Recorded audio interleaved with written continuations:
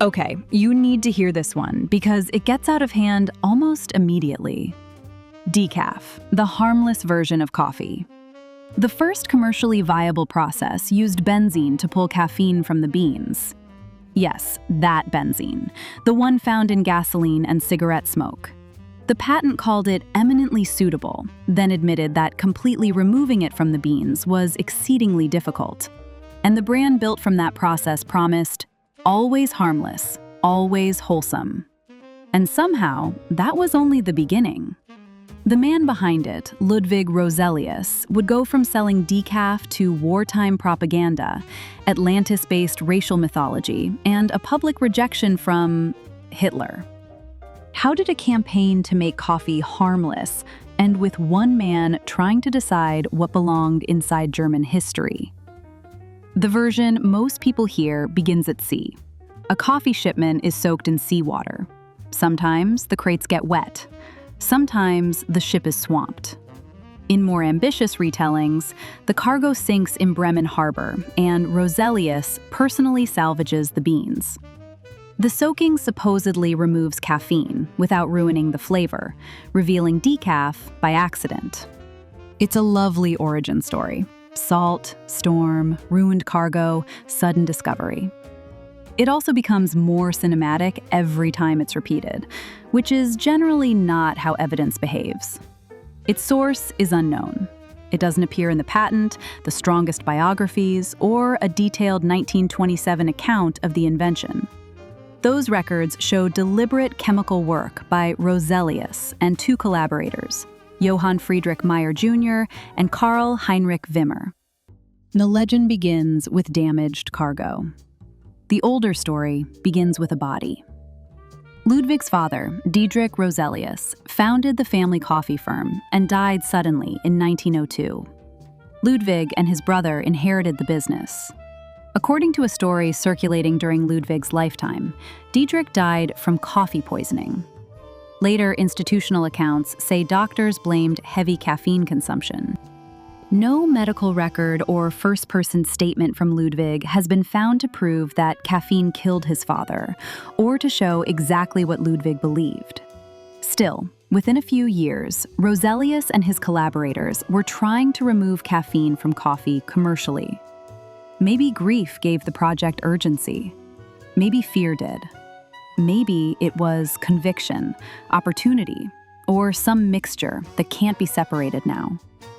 What we can document is that caffeine moved from an ordinary part of the family business to the accused contaminant inside it. Roselius didn't stop selling coffee. He decided the bean itself had to change. The beans were steamed and chemically treated so the caffeine could be extracted. The patent recommended benzene, or a mixture of benzene and alcohol. Then came the awkward part. The solvent used to remove caffeine had to be removed too. The inventors added more steam, shifting pressure, movement, and vacuum to drive out the traces.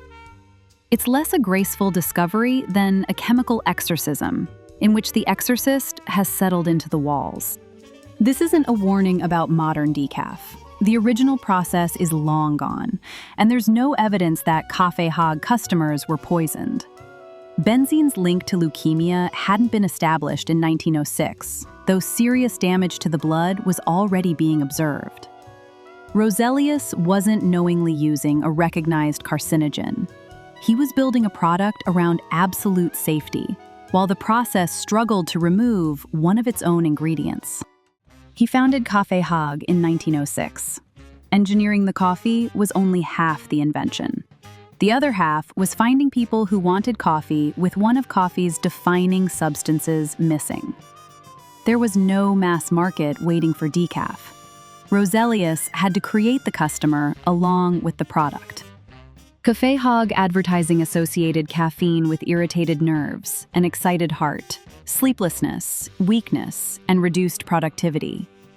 A French Sanka advertisement promised that the coffee wouldn't irritate the nerves, excite the heart, or prevent sleep. Sanka took its name from the French sans caféine, without caffeine, and reached American consumers by the 1920s. The ads didn't ask people to abandon coffee. That would have meant surrendering the aroma, warmth, social ritual, familiar cup, and possibly the only tolerable part of the morning.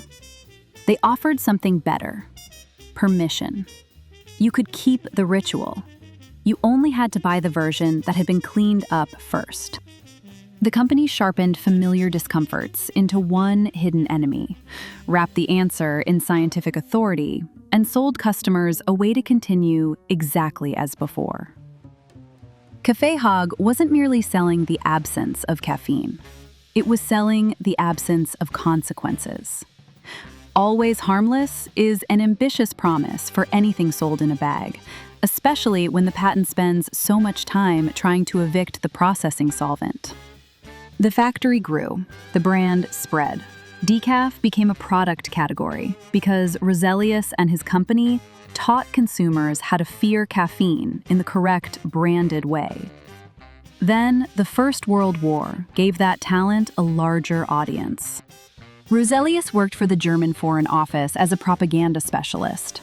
He advocated centralized propaganda and received assignments connected to the Balkans and Scandinavia.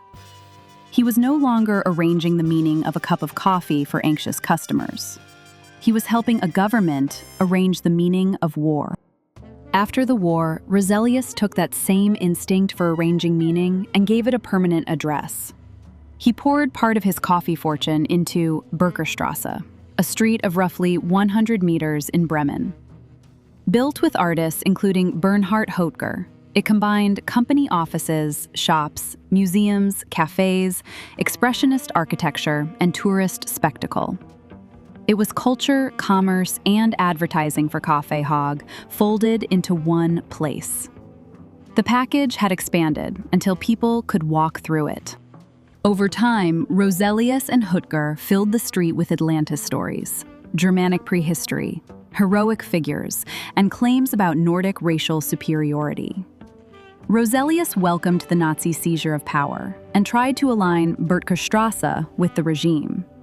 He wasn't an artistic dissident who accidentally offended the Nazis. He supported racist Nordic ideas and wanted the street accepted as part of the new order. When Nazi attacks threatened the project, they mounted an enormous gold-covered sculpture above the street's entrance. It was called the Lichtbringer. Roselius wanted it enlarged and polished brightly enough for its reflected shine to reach Bremen's market square. The street archive interprets it as a tribute to the regime's supposed new era and an attempt to protect Böttcherstraße. A coffee fortune had financed an expressionist environment for Atlantis-based racial mythology, crowned by a golden effort to prove loyalty. In 1936, at the Nuremberg Party rally, Hitler publicly rejected Böttcherstraße culture. He mocked its vague Nordic language and legendary Atlantis research. The regime wasn't rejecting Roselius's racism. It was rejecting his version of it. His mythology was too mystical, too eccentric, and too independently authored. Roselius wrote to Hitler and promised to bring the street into alignment with the party. He was told it didn't need to be destroyed, but that he should distance himself from its artistic direction.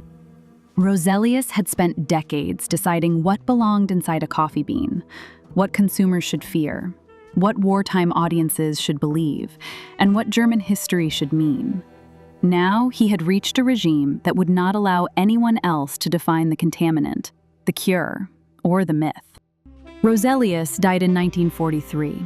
His racial mythology became an ugly artifact. His coffee invention became ordinary. And the Seawater story survived. It survives because it performs the same operation Roselius performed again and again. It removes the difficult element while preserving the thing people still want. A wet shipment, a curious merchant, a lucky accident. No uncertain death, no benzene, no propaganda, no racial Atlantis, no attempt to please Hitler. There's no evidence that anyone designed the legend as a cover-up. It may have won because harmless stories travel better. Even history becomes easier to consume after its disturbing ingredients have been extracted. The coffee lost its caffeine. The origin story lost almost everything else. Still curious? Choose another strange thing before the sack opens. Like and subscribe.